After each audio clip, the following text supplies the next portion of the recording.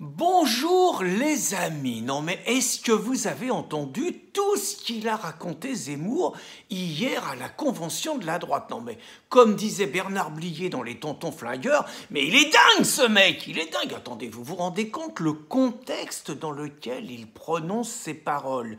Il a été condamné par la Cour de cassation la semaine dernière qui a confirmé ses deux premières condamnations pour avoir expliqué qu'en France, il y avait une conquête musulmane et que le voile faisait partie d'un projet politique pour imposer la charia à la population française.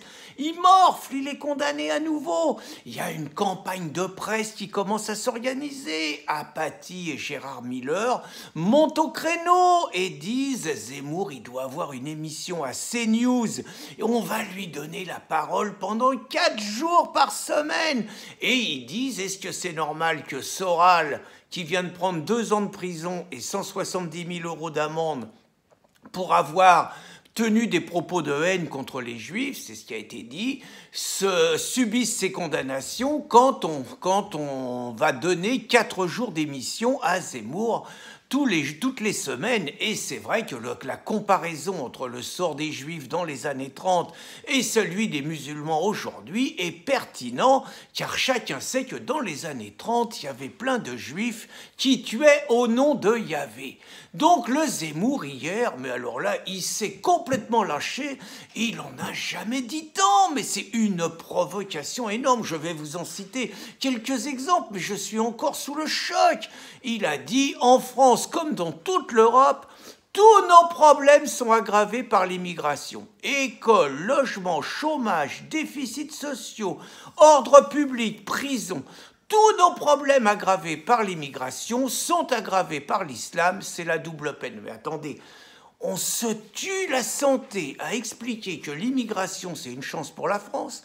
On se tue la santé à expliquer que l'islam est une religion d'amour, de tolérance et de paix.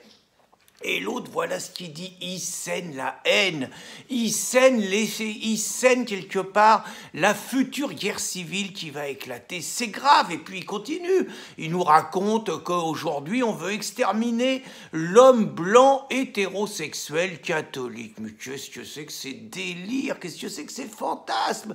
Et puis alors il dit, entre vivre et vivre ensemble, il faut choisir. Mais ça veut dire que le vivre ensemble, c'est la mort. Alors qu'on raconte tout le contraire, c'est un propos de haine, c'est de l'incitation à la haine.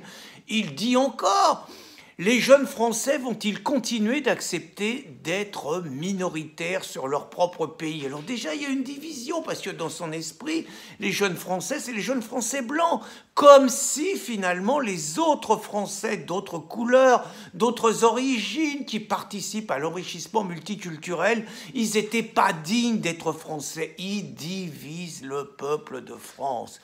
Puis alors là, un propos, alors moi qui suis féministe, un propos qui m'a révolté.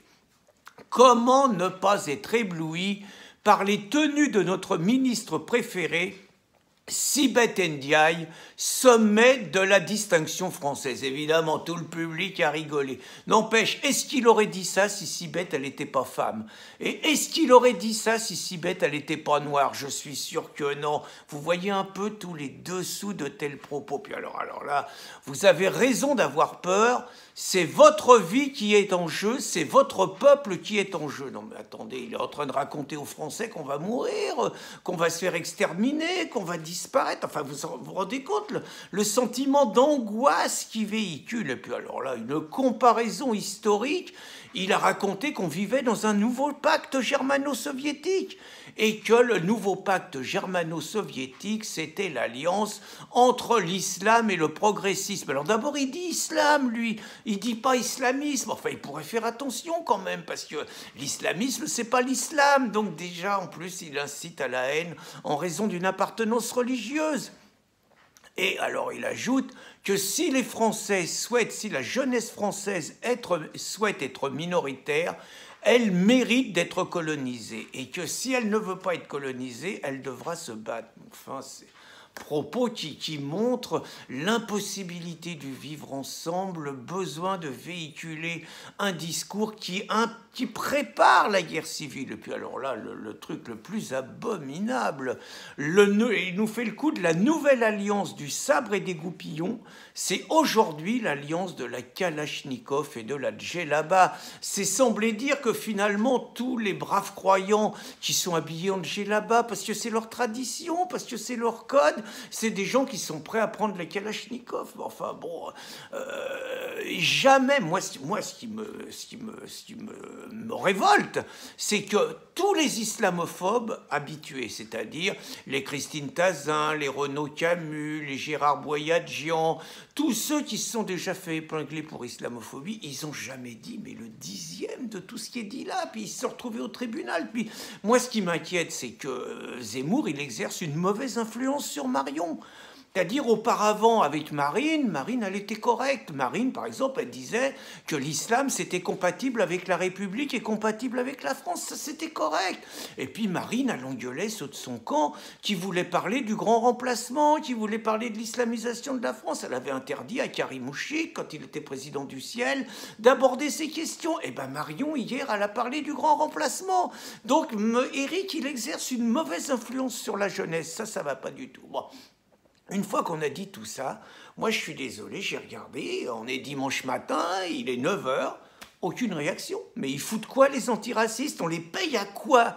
Ils servent à quoi? Ils sont en week-end de 3 jours, là, tout le monde sait que Zemmour va intervenir. Enfin, les mecs devaient être mobilisés pour allumer tout de suite. Il faut déposer 50 plaintes, là. La Soral et ses 170 000 € d'amende. Le Zemmour, il faut demander 500 000 € d'amende. Là, attendez, chacun de ses propos, il y a de quoi déposer 3 plaintes. Il y a de quoi déposer 50 plaintes. Mais moi, je dis, ça suffit pas. Aujourd'hui, il faut pas que Zemmour il puisse parler sur CNews. Attendez, on va pas laisser un mec comme ça parler 4 jours par semaine et véhiculer son discours raciste, son discours de haine, son discours xénophobe, son discours sexiste. C'est pas possible.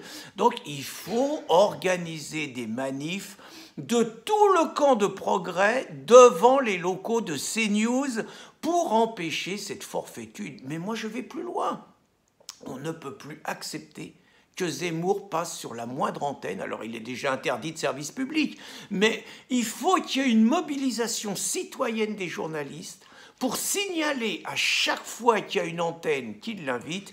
Il faut mobiliser les antifas et il faut que les antifas ils viennent devant les locaux de la télé pour empêcher Zemmour de passer avec leur slogan le fascisme ne passera pas, nous passera. Bon, mais là, faut mobiliser les antifas, on a besoin, mais moi je pense que ça va plus loin, là, parce que, bon, là Zemmour, il a franchi une nouvelle étape et on ne sait plus où il va s'arrêter. Donc, c'est pas seulement la télé, il faut plus qu'il ait la parole, il faut plus qu'il écrive de bouquins. Et moi, il y a une seule solution, les mecs, c'est il est multirécidiviste, il faut lui faire subir le sort de Soral, mais encore plus, c'est-à-dire, il faut le mettre en prison définitivement, en préventive, en attendant les prochains procès qui l'attendent. Parce que, quand même, on ne peut pas accepter dans un pays des droits de l'homme et dans le pays de la démocratie, on ne peut pas accepter que les discours de haine menacent la paix civile.